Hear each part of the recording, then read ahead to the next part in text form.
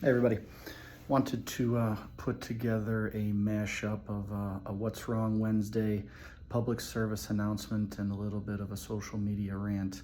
Not something I've ever really done on social media from a rant point of view, but had a good case come in yesterday and I feel it warranted that. Put out a quick little video to do a little community educating. Had a case yesterday, a young athlete, youth football player, injured his back probably about 6 weeks ago.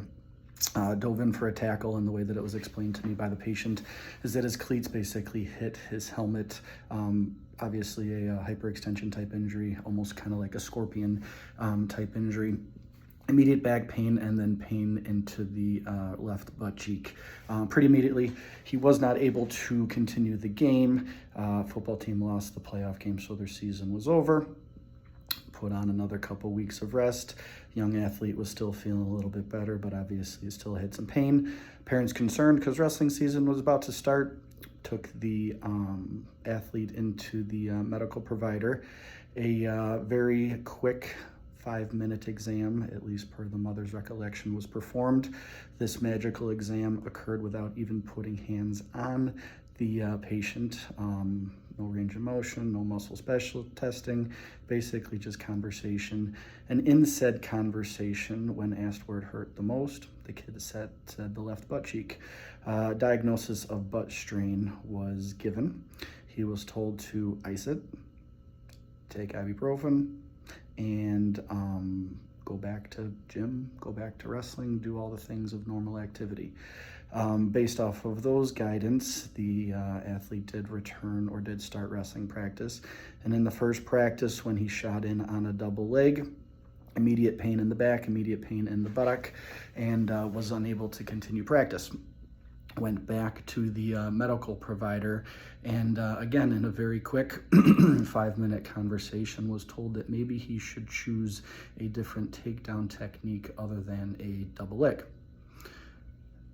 I'm not kidding.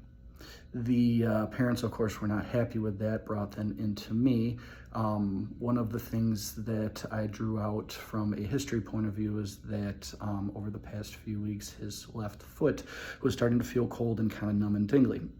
So based off of those things, obviously continued conversation, did an exam, and based off of the exam, he had significant amounts of pain in the back and the left butt cheek with active and passive extension, so basically bending backwards. And in a single leg stance, when passively bending backwards, it's called a stork test, that puts a lot of pressure on the posterior components of the spine. So now in our differential diagnosis, we have as a fracture. Based off of those things, we decided to shoot some x-rays and confirm that there was a very large and obvious stress fracture in the lower part of the back that my 7-year-old could see. End of rant. Now, in summary, I think that there are several things that we can take from this situation. Number one, we need to make sure that we're taking our patients to providers that understand our sport. An option of stopping shooting double legs and choosing another takedown in wrestling is not the best case scenario of how to win wrestling matches. Number two, we cannot diagnose people effectively based off of conversation. We need to see how people move. And based off of those things, one of the most important things that I feel like I took from sports classes when I was in school is that young people aren't supposed to have back pain.